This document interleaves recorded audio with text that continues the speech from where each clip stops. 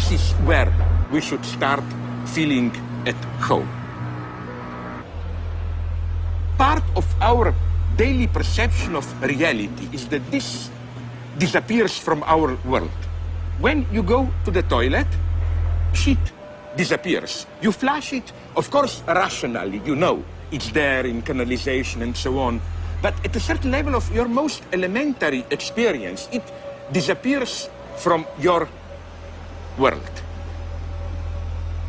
But the problem is that trash doesn't disappear. I think ecology, the way we approach ecological problematic, is maybe the crucial field of ideology today. And I use ideology in the traditional sense of illusory, wrong way of thinking and perceiving reality. Why? Ideology is not simply dreaming about false ideals and so on. Ideology addresses very real problems, but it mystifies them. One of the elementary ideological mechanisms, I claim, is what I call the temptation of meaning. When something horrible happens, our spontaneous tendency is to search for a meaning. It must mean something, you know, like AIDS. It was a trauma, then conservatives came and said it's punishment for our sinful ways of life and so on and so on. Even if we interpret a catastrophe as a punishment, it makes it easier in a way, because we know it's not just some terrifying blind force, it has a meaning. It's better, when you are in the middle of a catastrophe, it's better to feel that God punished you than to feel that it just happened. If God punished you, it's still a universe of meaning. And I think that that's where ecology as ideology enters.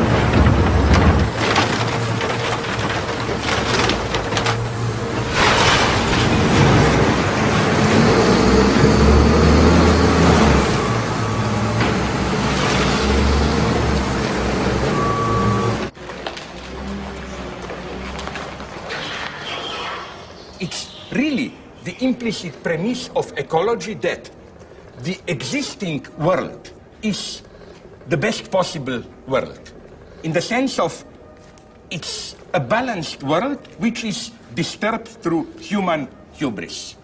So why do I find this problematic? Because I think that this notion of nature as a harmonious, organic, balanced, reproducing, almost living organism, which is then disturbed, perturbed, derailed through human hubris, technological exploitation, and so on, is, I think, a secular version of the religious story of the fall.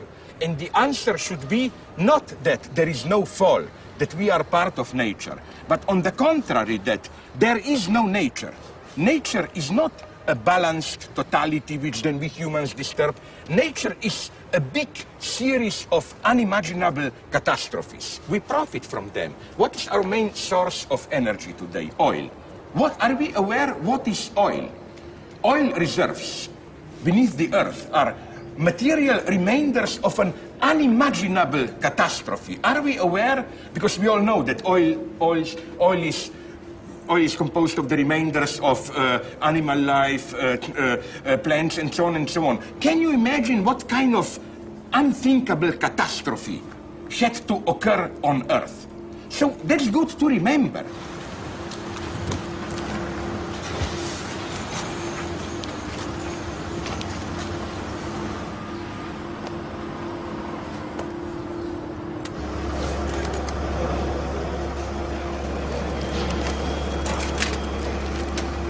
No, you call this porn, my God.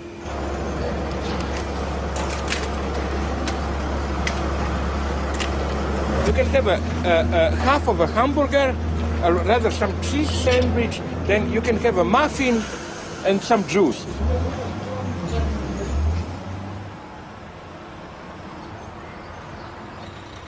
Ecology will slowly turn maybe into a new opium of the masses, the way, as we all know, Marx defined religion. what we expect from religion is a kind of an unquestionable highest authority. It's God's word, so it is, you don't debate it. Today, I claim ecology is more and more taking over this role of a conservative ideology. Whenever there is a new scientific breakthrough, biogenetic development, whatever, it is as if the voice which warns us not to trespass, violate a certain invisible limit, like don't do that, it would be too much. That voice is today more and more the voice of ecology, like don't mess with DNA, don't mess with nature, don't do it. This basic conservative, archi-ideological mistrust of change. This is today ecology.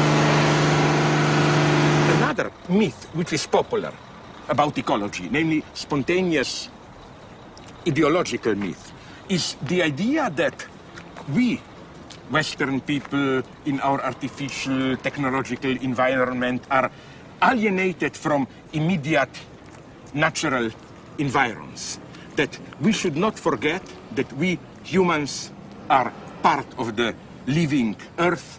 We should not forget that we are not abstract engineers, theorists who just exploit nature, that we are part of nature, that nature is our unfathomable, impenetrable background. I think that that precisely is the greatest danger. Why? Think about a certain obvious paradox. We all know in what danger we all are. Global warming, possibility of other ecological catastrophes, and so on and so on. But why don't we do anything about it? It is, I think, a nice example of what in psychoanalysis we call disavowal. The logic is that of, I know very well, but I act as if I don't know. For example, precisely, in the case of ecology, I know very well there may be global warming, everything will explode, be destroyed, but after reading a treatise on it, what do? I step out, I see not things that I see now behind me, that's a nice sight for me. I see nice trees, birds singing, and so on. And even if I know rationally this all is in danger, I simply do not believe that this can be destroyed. That's the horror of visiting sites of a catastrophe like Chernobyl.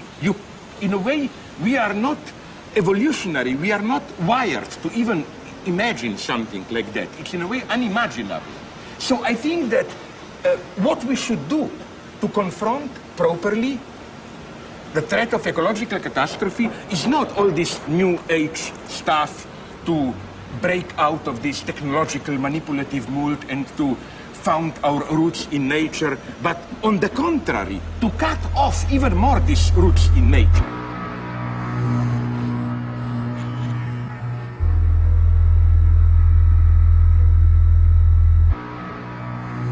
We need more alienation from our life world, from our, as it were, spontaneous nature. We should become more artificial.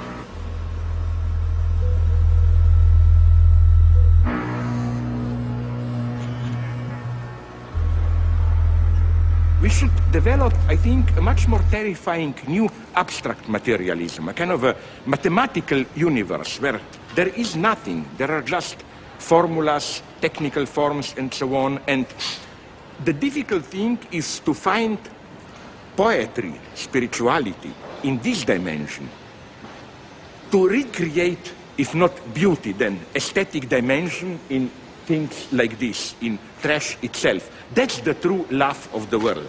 Because what is love? Love is not idealization. Every true lover knows that if you really love a woman or a man, that you don't idealize him or her. Love means that you accept a person with all its failures, stupidities, ugly points, and nonetheless, the person is absolute for you. Everything that makes life worth living, but you see perfection in imperfection itself. And that's how we should learn to love the world. True ecologist loves all this.